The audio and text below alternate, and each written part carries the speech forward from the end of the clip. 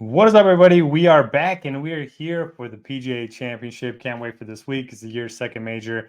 We only get to see the PGA Tour and the Live golfers compete together 4 times a year. So definitely want to soak this one up. It's going to be played at Valhalla Golf Club. It's in Louisville, Kentucky, designed by Jack Nicklaus. It's a par 71, measures 7,600 yards. It's going to be a very difficult course. It's already pretty lengthy, and looks like there's going to be some rain in the forecast, so it could play even longer than that. The greens are bent grass. They should be pretty fast, about 5,000 square feet on average.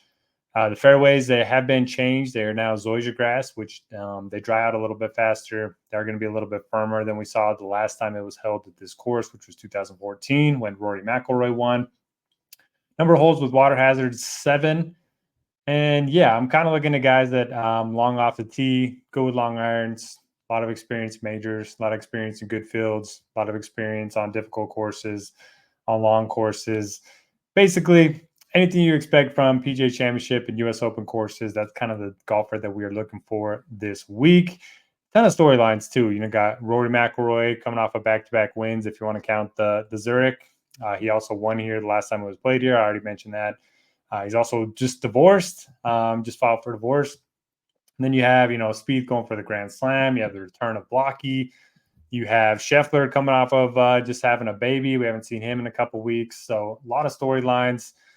Brooks Koepka looking to go back-to-back for the third time for majors. So he won the 2017-2018 US Open. He also won the 2018-2019 PGA Championship.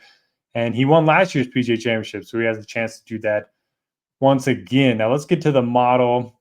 It is a little bit more difficult trying to model with the Live golfers because we don't have a lot of stats. We don't have strokes gain stats from Live. So what I did was I focused on long-term stats and I went through and eyeballed them, made any manual adjustments if they are needed. So that's why you're not going to see any Live stats from the last 3 months, 6 months, is because there aren't any.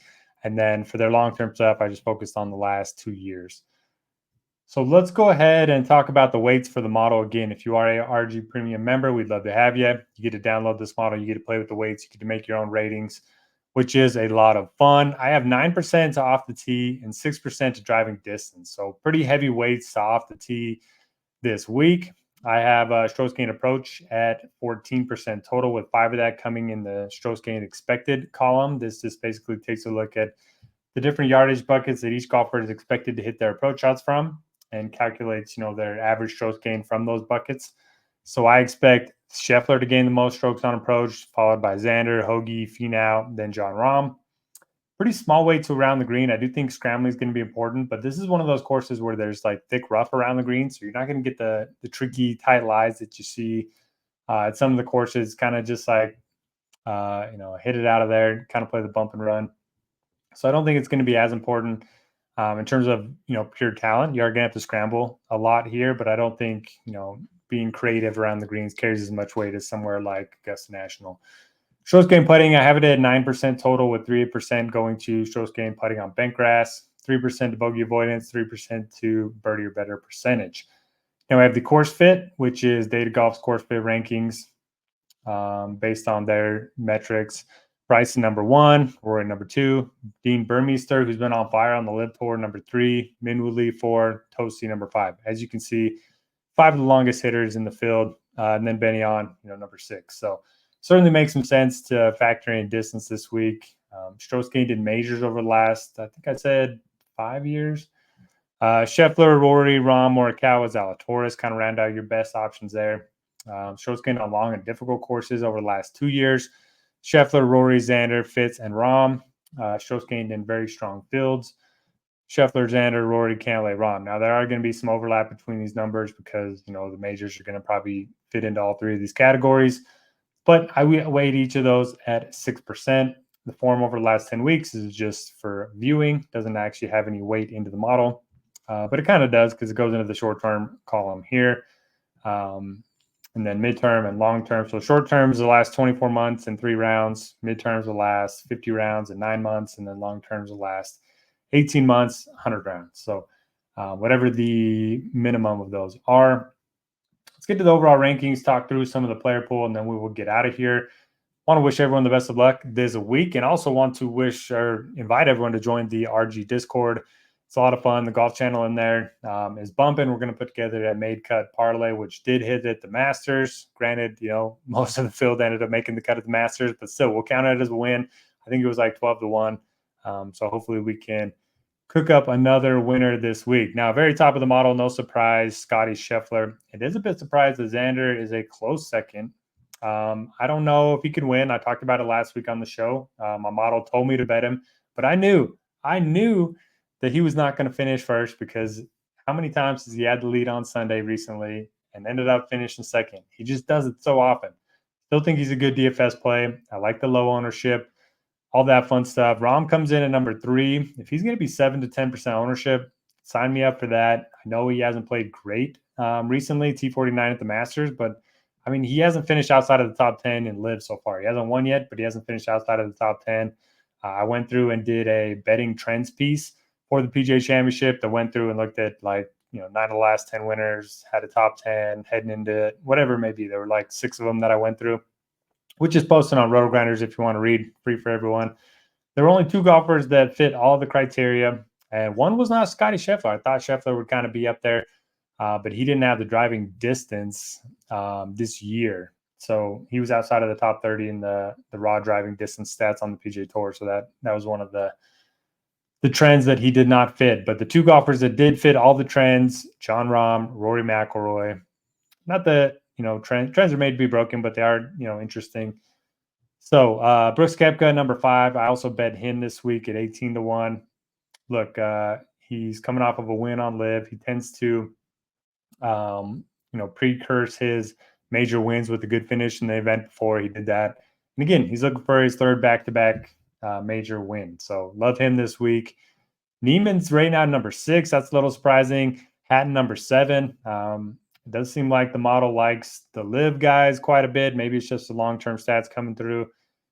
Maybe it's the form coming through since, they're not competing in as big of fields, whatever it may be. But both of them project pretty well. Neiman's been in good form, bunch of top 10s on LIV. Hatton's been in good form, bunch of top 10s on LIV, as well as the top 10 at the Masters.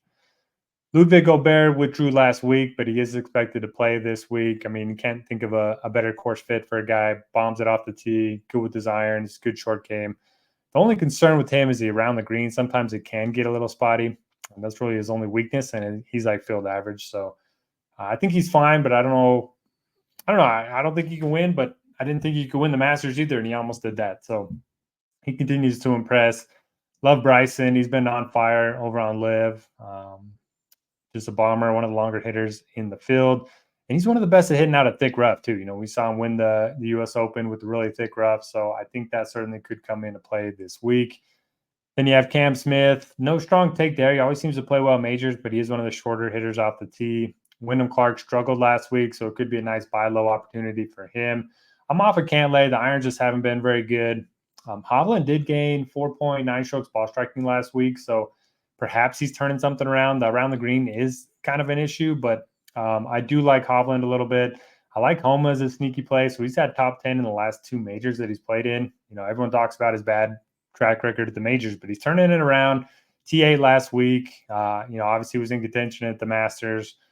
Hideki also withdrew last week, and it was after lock. So if you got burned by that, I do feel for you, because it's happened to me plenty of times. Yeah, so he hasn't played in a whole month, which is a little concerning, but his game is built for majors. He did win the Masters a few years ago. Going to be off of Colin Morikawa. He's expensive, and the iron play hasn't been good. He's lost on approach in 6 of his last 7, and he's not a bomber, so he's going to struggle unless he's hitting those irons a lot better than he has been recently. I like Cam Young with the bomber narrative. I think I might bet him. I mean, he's like 60-1 on some books. I might sprinkle there. I know he hasn't won yet, but he has 5 top 10s already in majors in his career, and he has 7 runner-up finishes on the PGA Tour. Sign me up for Fleetwood. Tigala, I still don't know what type of tracks he plays well on. I thought last week set up well for him. He really struggled on the weekend. I think he shot an 81 one of the rounds. Zalatoris, blindly playing my majors. I don't care about the form. Blindly playing my majors. Very simple, especially at 5% ownership. Fitz hasn't been great. He just hasn't been very good ball striking or around the green, and those are 2 big concerns heading into the week. It's just all been the putter. Love Corey Connors' ball striking. Henley's just continues to play well, even on tracks that don't necessarily fit his skill set. So I do like Henley at 7,300. Siwoo's been very good tee to green. Benyon fits the bomber narrative. Home game for JT, and he's won 2 PGA championships. I bet him to finish in the top 10. Like him as a sneaky play in DFS. Tony Finau struggled last week. The ball striking's been pretty good this year, but the putter's been really bad. Taylor Gooch better back it up. I mean, he's got a lot to say all the time, so he better back it up. 7,600 is not bad for the way he's been playing over on Live. DJ, his form has not been very good. Miscut at the Masters. And then look at all these, like, there's only 54 golfers each week on Live that tee it up. And he's like finishing outside of the top 20 most weeks. He did win earlier this year, but I don't have a strong take. I mean, I typically like him at PGA Championships and US Opens, but I don't know. Scott's been ball striking it really well. Just hasn't been putting good the last couple of weeks, so I'll be on Adam Scott. Reed, not a good course fit, but always a guy playing majors. Lowry just can't putt. I mean, he's lost so many strokes putting recently. The ball striking continues to be good. Spieth's irons have been off. I'm going to be off of Spieth. Burns, nobody seems to want to play Burns. I'm okay with him. He's one of those very hit or miss guys, so keep him in your MMA player pool. Probably don't use him in single entry stuff. Jaeger bombs it and doesn't really have a real weakness. I mean, approach game's like average and putting is average, but bombs it and good around the green. That should play pretty well here. Denny McCarthy is my favorite value play. Going to be off of Akshay. He's lost 10 strokes off the tee in his last 2 events alone. So, I mean, if the driver's not working, you are really going to struggle here. But I do like Denny quite a bit. Loves difficult courses. Loves bent grass greens. Coming off of a 6th last week at Wells, which we wouldn't think would be a good course for him. I'm not going to buy into Jason Day. T4 last week, but it was all short game. I think he gained 0.2 strokes ball striking. So I'll pass there. Sung Jae's been turning it around a little bit. Noren, 7,200, just continues to play well. The only thing about Noren, not very good in strong fields. I could see him getting a lot of buzz this week at 7,200. The strong field narrative going against him, that does worry me a little bit. Burmeister, again, bomber off the tee, playing great over on Live. Don't mind it, but I do think he's going to be a lot more popular than this 5% would lead you to believe. Minwoo, I like him in tournaments. Let me see if there's anyone else before we get out of here. I got to hop on another show, our Drive for Show DFS for Doe, if you guys want to catch that on playback or if you want to catch it live. But if you catch it live, it'll be before this comes out. But anyway, so Hatton really projects well. Danny projects well. A couple value plays, Eckroat and Putnam. You wouldn't think Putnam was a good major player, but look at this. Long courses, but 73 is his rating out of 100. That's pretty good. Glover been ball striking, and he's gained around the green in 9 of his last 11. I like that quite a bit. Pendrith back-to-back top 10 finishes, including the win, which we were on at 80 to 1, 100 to 1, depending on what book you got it at. Keith Mitchell is 5th on the PGA Tour in tee to green this year, so I like him a little bit. If he can just putt just 1 week, just have a good week with the putter. Hoagie's one of the better iron players in the field. I should just about do it. So thank you for watching this. As always, hit the like button on your way out. Leave a comment if you do have a question, and I will turn around or get back to it on Wednesday evening. So yeah, good luck, everybody. Catch you back here next week.